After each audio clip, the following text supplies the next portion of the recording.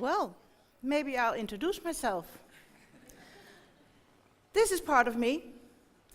My background is social worker, and I've been working with the Hogeweyk, which is a nursing home organization, for 32 years already. I was up to 2014 responsible for innovation and quality, and the last 2 years, I've been working as a consultant because so many people from all over the world want to know how we think about caring for people with dementia. But this is me too. I'm just Yvonne. I'm a person. And it's very important to be a person when you work with people. This is me, on a French terrace, with a nice glass. I love it. I love to see the wonders of the world. That's me. This is my mother. She has Alzheimer's. She's my mother. She's a very, very special person to me, but she's a very different person. She likes to go into the fields and watch the birds, and she's a vegetarian. If she would have coffee with us today, she would have chosen the broccoli. I thought a little bit about the broccoli, but I took the sweets.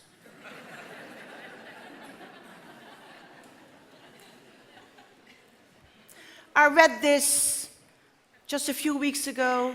It's from a diary of Etty Hillesum. She wrote a diary when she was in the concentration camps and she died there. And it's all about having a life, not just staying alive.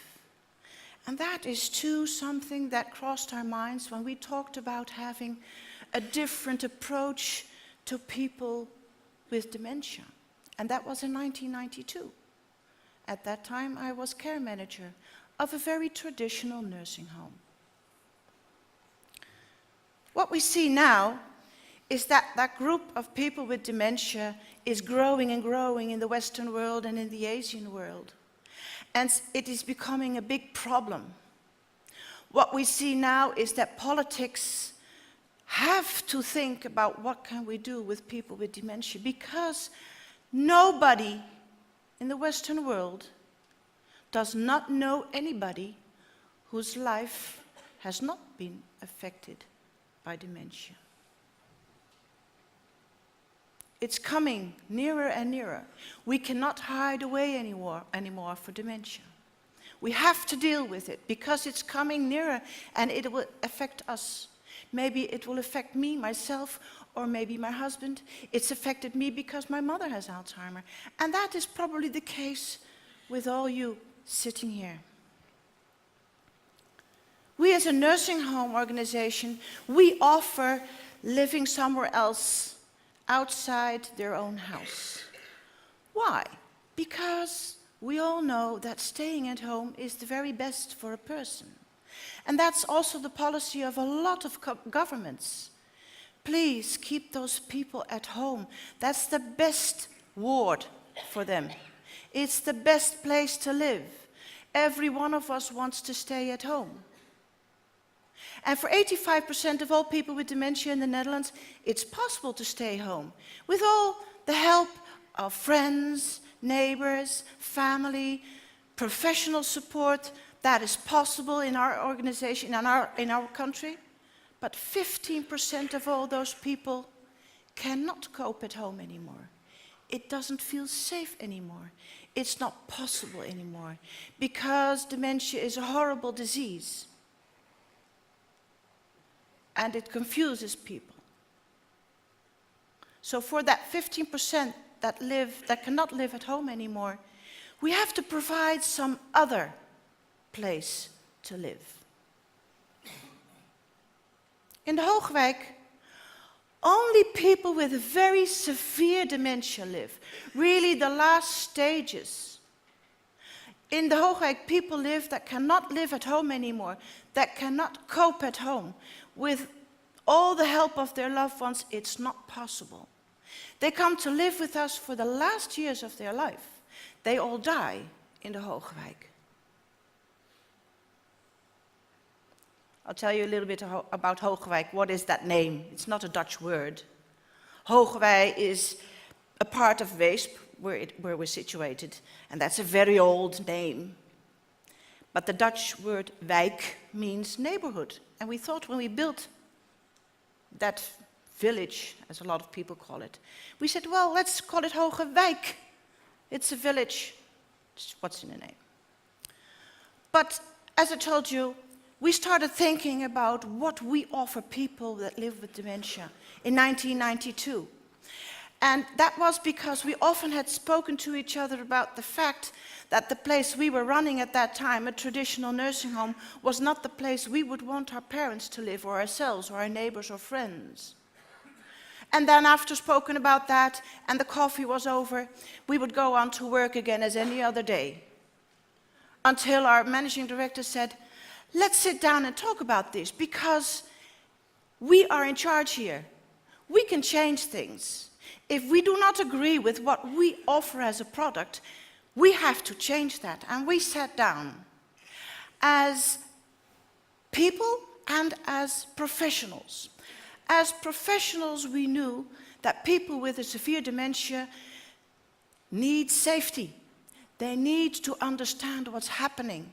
They need to know where they are. Here we are in something like a theater. It feels like a theater. It looks like a theater.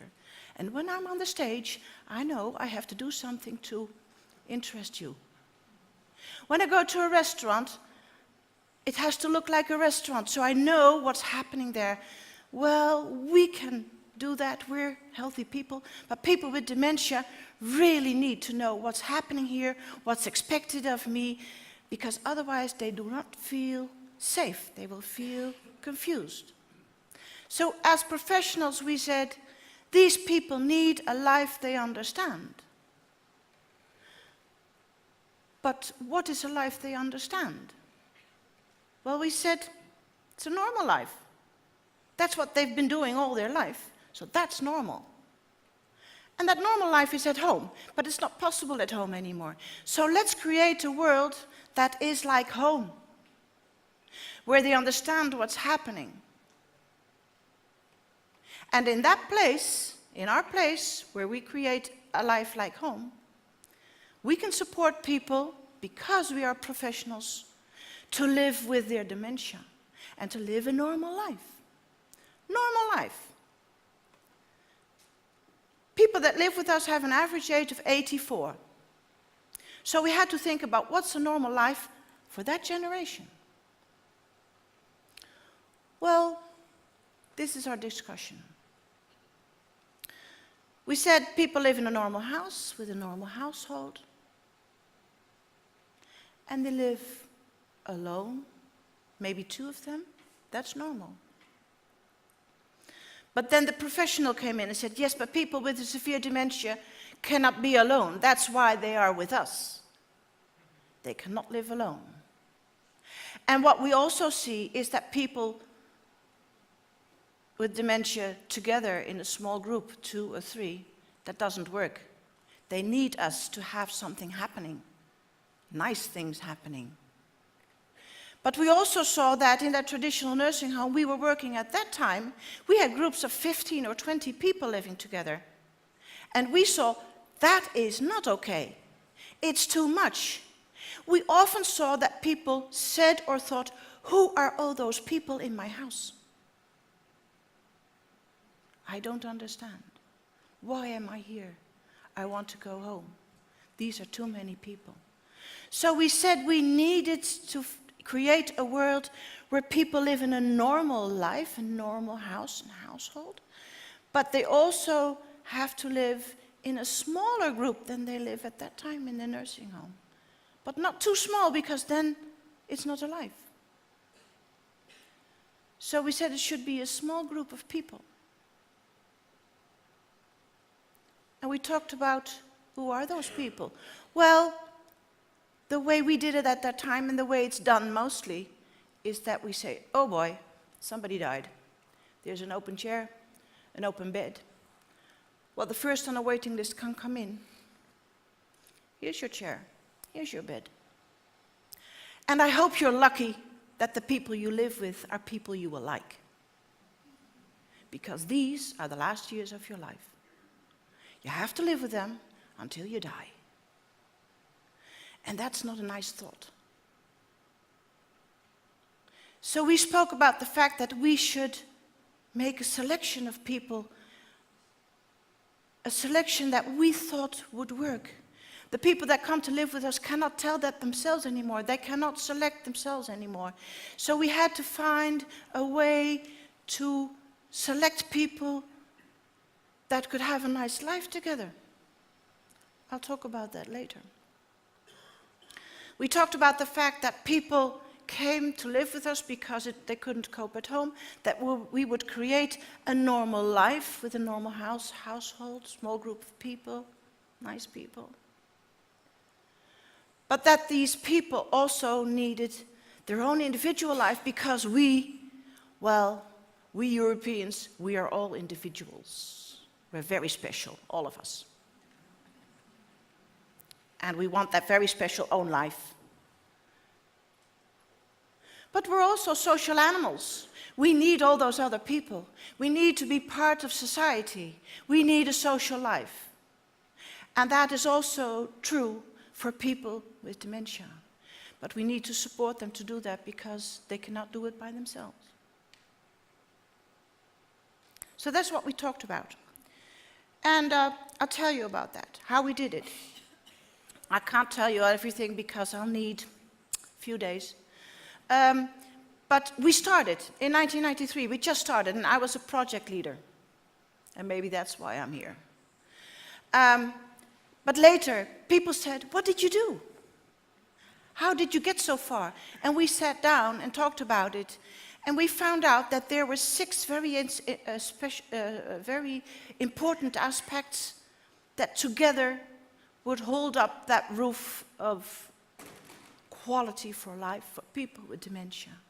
We call them the 6 pillars, and they're equally important because when you take one out, the whole building collapses. I'll talk about some of those pillars with you.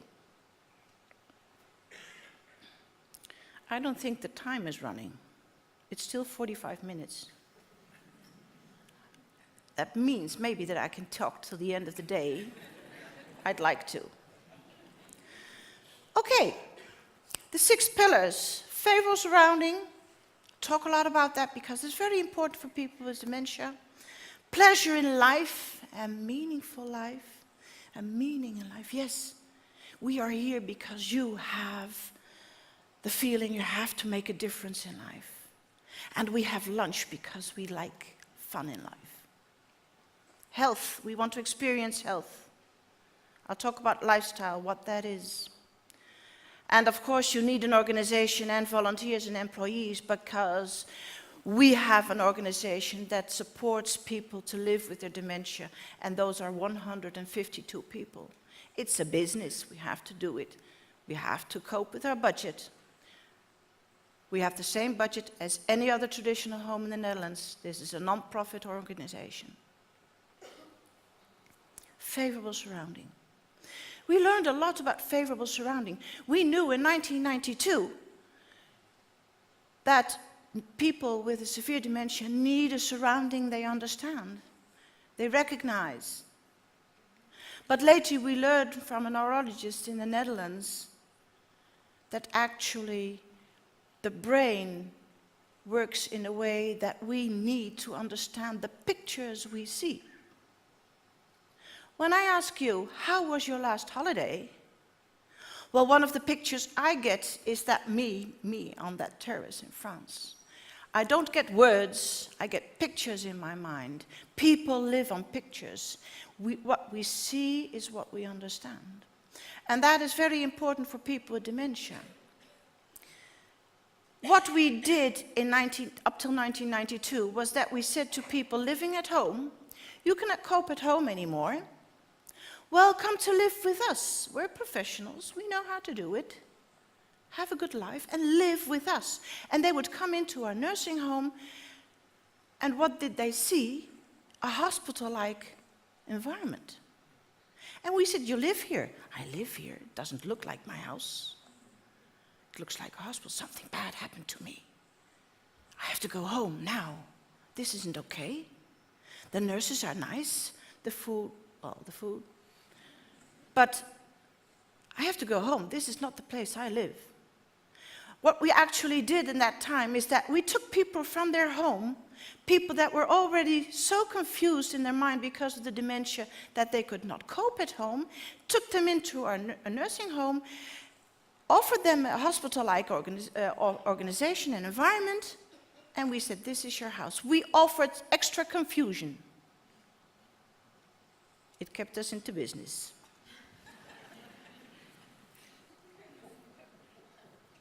So what people need is a place they understand, and that is the human scale. A normal human scale, living together. Favorable surrounding is also a place to live that you recognize as a place to live. A house is a place to live. You all say, oh yes, of course, I understand what a house is. Well, in the Netherlands, a house is a place with a living room, a kitchen, bedrooms, bathroom, some place to sit outside, a terrace, a garden, a balcony. And very important, a front door. And the front door, I can choose myself to leave anytime I want. And when it rains, and it does in the Netherlands, and you get out the front door, you get wet. That is a normal house. But when we talked to the architect of the Hogeweyk, it took us 3 meetings with the architect to explain what a house was. And that is actually also what happens with all those other professionals working with people with dementia. And that they say, we offer a normal life, and then they go on with their work. And that's confusing. A house is also a place where your household is done, the way you know it.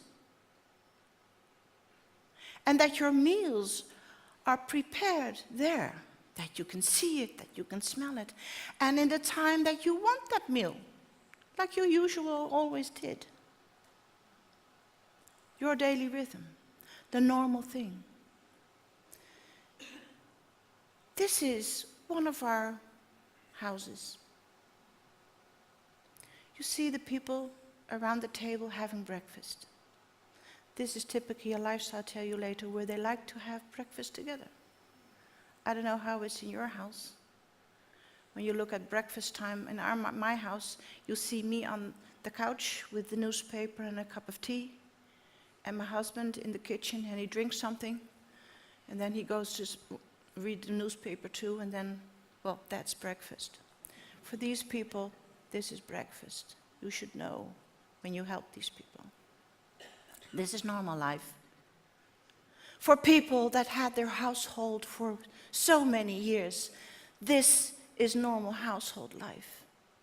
You go, this is our supermarket. This is normal life, being part of the household. Another pillar, pleasure in life and a meaningful life, a social life. Very normal things. People of 84 will go for a walk in the park and maybe meet somebody else in the park. Daily shopping in the supermarket.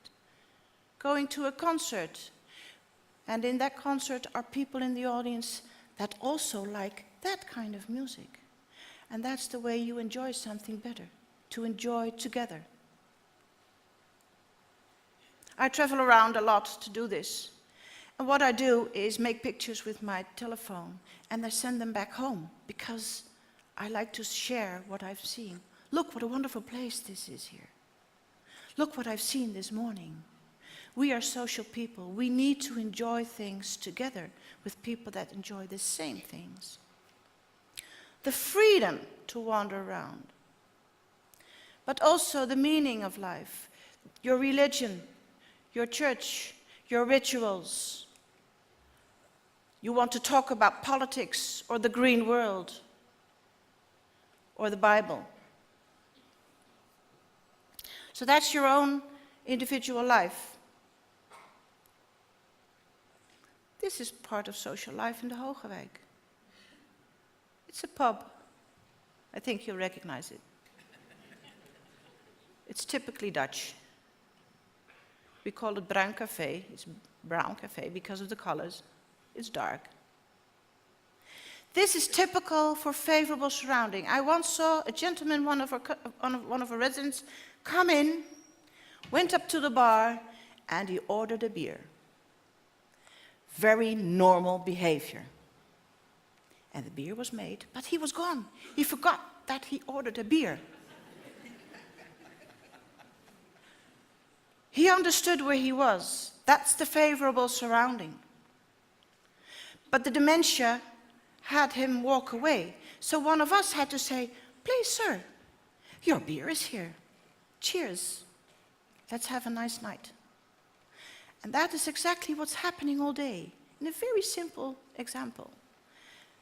He recognized his environment. He knew what to do here. He felt okay. He liked the beer. He forgot about the beer, and we help him to enjoy the beer. And that's what it's about. Very simple. Just some snapshots of things happening. Very normal things. People enjoying themselves. And you see people enjoying themselves with professionals and with volunteers who also are professionals because we train them. We train them in dementia and how to communicate with people with dementia. We train them on our vision. We train them about everything that is important with us so that they know what's happening.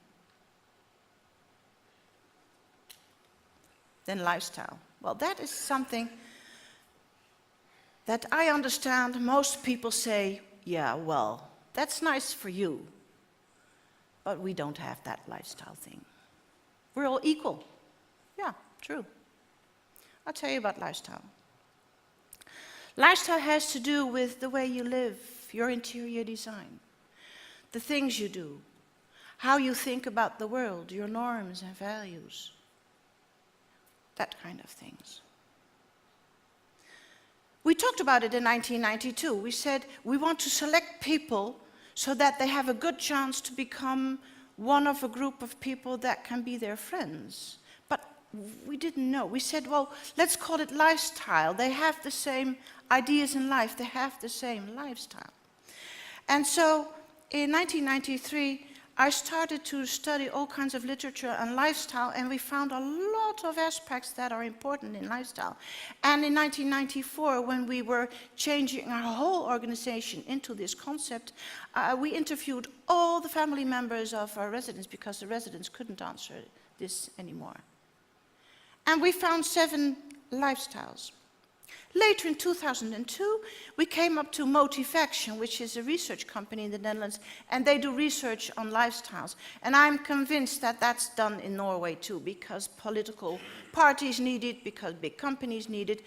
When you know the lifestyle of people, you know what people want. And you know where the people are that want your product. We need to know what our residents want, so that we can offer the right product, if you want to call it product. And they helped us with this. So now from 2002 on, all the people that live with us, they have an analysis of their lifestyle done by Motivaction. And with that analysis, they decide, the family decide, in what lifestyle people go to live in. And now we're updating it again because we see that every 10 years so, society changes. We have 7 lifestyles and 7 waiting lists, and our waiting lists are our marketing tool. We can see what's happening, and now we have to do changes again. What you will see when I show pictures are Dutch lifestyles, not Norwegian. You have your own lifestyles. This is something I want to show you. The Motivaction made this slide. Suppose these 2 gentlemen knocked on our door and said, we want a place here. And we would say, oh, gentlemen, both above 65 years old? Same job, same income, same people? No, don't think so. I don't think these people would like to spend the rest of their life together. And that's what lifestyle is about. It has nothing to do with your sex, nothing to do with your age or your profession or your income. It has to do about the person you are. And that's why I started about the person that I am, the person that my mother is. That's what's important. That's what's important for you yourself and for that person living with us. That we know what you think is important in life. And that starts with having a life in one house together with other people that have the same ideas in life. And then you also have your individual life. These are the 7 lifestyles. I translated them in English. We have typically Dutch words for it. And Motivaction validated those lifestyles we found in 1994. And they were very similar to the lifestyles they had, but they had very nice scientific words for them. If you go to the Motivaction website, you will find that you can do the mentality test. It's in English too. And you can find out your lifestyle, because nowadays Motivaction is studying the lifestyles of Western Europe. And it's very interesting, because the answer you get is that there are 5 lifestyles in the Western European zone, that you get an answer on all 5 lifestyles, the percentage that you fit in that lifestyle. I learned about lifestyle from Motivaction. It was just a gut feeling that we had about living with other people. But they told us actually what lifestyle is, what research has shown. I always like to tell this story because I understood so much about lifestyle then. People, when they come to live with us on this earth, when they're born, until their 10th, well, father, mother, the teacher are the king and the queens of your life. They know everything. They're always right. They're wonderful. And then between 10 and 20 years old, those people, well, they're not quite right. Well, they're nice people. Okay, well, but you as a person, you know what life is about. And then from 20 to 30, you get to be an adult, and you get to think about your own ideas of life, and you decide on what your norms and values are, and what you think is good and bad, and what your life is about. And I always say, you write it in your soul. And then you go into life, and you go to work, and you have colleagues, and you go to a sports club, and you have people you meet there. You have a friends club, you go to cultural events, you do all kinds of things. And because we are healthy adult people, we can adjust. That's why we can sit here without fighting about that chair. Because we adjust. We can do that, and we can do that all our life. And we can even marry with somebody of another lifestyle, because we are grown-up people, and we can adjust, and we can talk about it. But when you have dementia, you cannot adjust anymore. The only thing you have is what you have written in your soul. So it's not that people change of lifestyle. No, it's the only thing they have is that one lifestyle. And that's very important.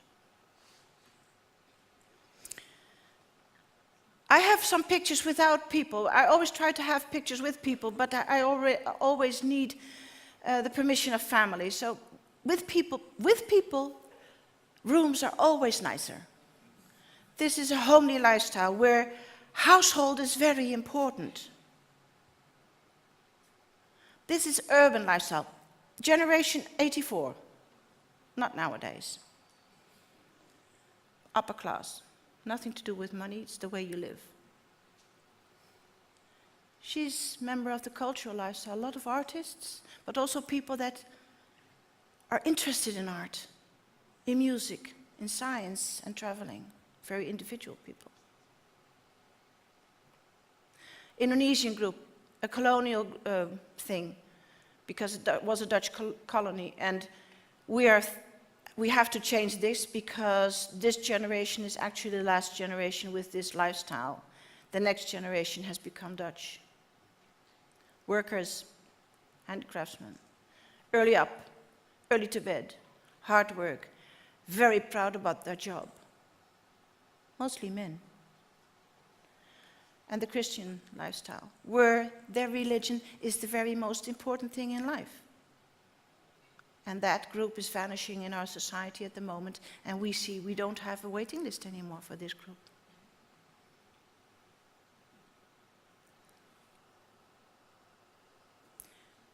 So we built this Hogeweyk, and all of a sudden, the whole world came. Because they heard we built a village for people with dementia. And they thought, that's nice. You just build a village, put them in there, and it's okay. No, it's not about the bricks. It has nothing to do about the bricks. It's the way you look at people and the way you think about people. And we did this, what we do in that village now. We did that from 1993 up to 2007. In that old nursing home building, in the very bad building. The only problem was we could not make smaller groups than 10. And we found out that actually a group of 6 or 7 is the best for people with dementia. When we started in 1993, we found out, we knew that it should be a small group. And we studied literature, and literature said, a group of 8 is a wonderful group for people that have to live together in an institute or something. But then we experimented with that. And at the time, we had a holiday farmhouse near the German border, and we went there because it was a normal house. We went there with groups. Group of 4, group of 5, 6, 7, 8, 9, 4, for a year. And we found out 4 is too little. Nothing happens. People with dementia do not have initiative to do things. 5 was nice. 6 was nice. 7 was still okay. 8 was really too much. 5 is not possible with our budget. If we would have much more money, maybe we would do it with 5 people. 6 we can do with our budget. You have to be very creative. 6 is the best with our budget. 7 is still okay. 8 we do not do. 8 is wonderful for your budget. So it's not about the bricks, it's about how you do it. This is what we have. 23 houses, 7 different lifestyles. So that means that some of the most lifestyles, we have more houses. And the balance actually is like our waiting list and like society is of the generation of 84. It's not a big piece of property, 15,310 square meters. We really had to discuss how can we do this, because we wanted to offer the people that live with us a lot of space to be outside. We as people thought it's wonderful to be able to go outside and sit in the sun and feel the rain. Meet other people that walk around, be free. Later, science has shown that that is also very important for people, being outside. 50% of our property is outside world where people can roam around on themselves in safety and freedom. And that safety is there because all our volunteers and all the people that work with us, everybody, we all are responsible to help the people outside.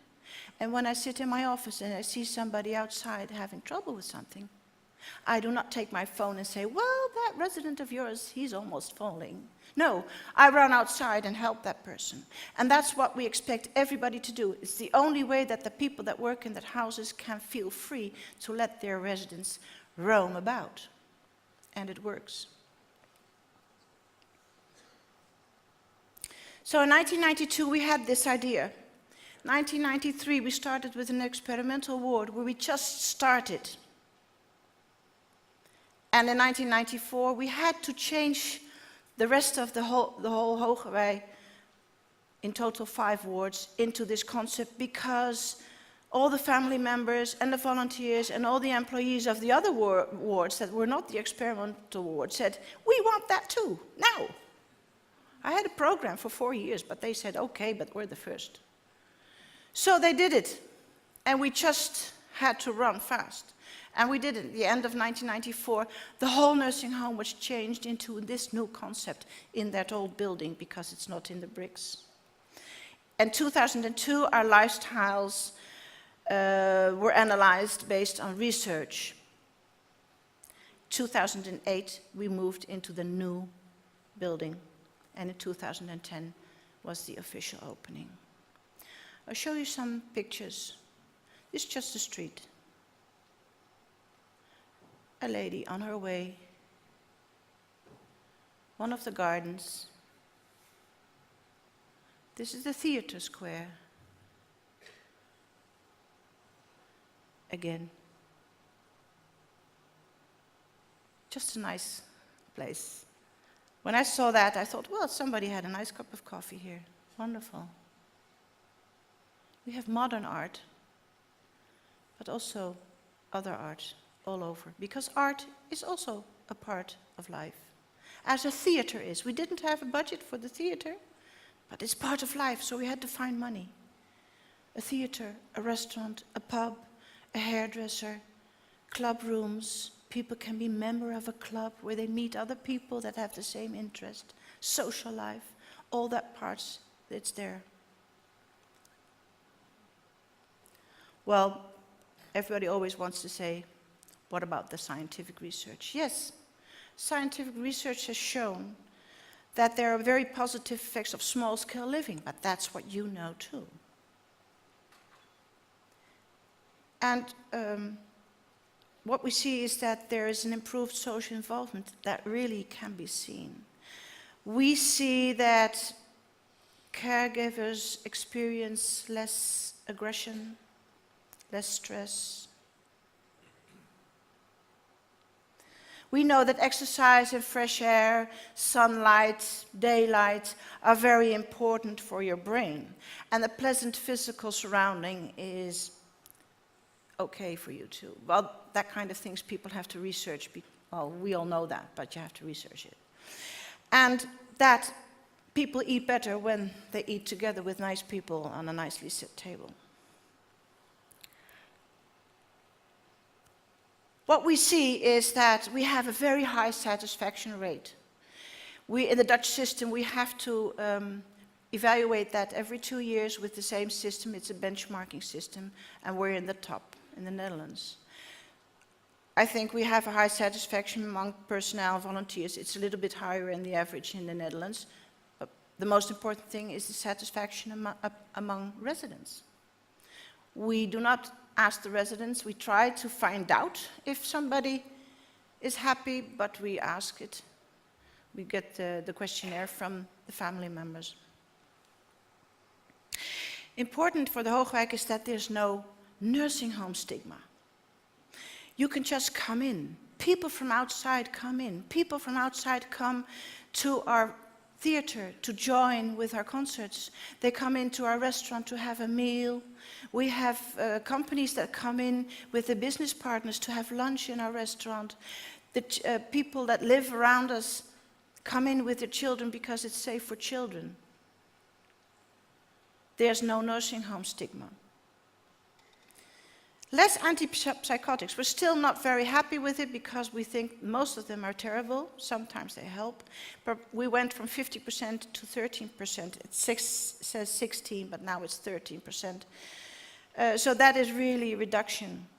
We have no bedridden residents for the last years from 1993. And what we see is that we have much less aggression.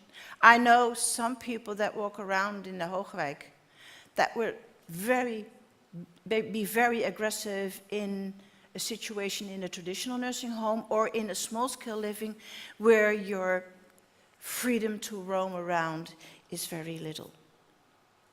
That was me. Thank you.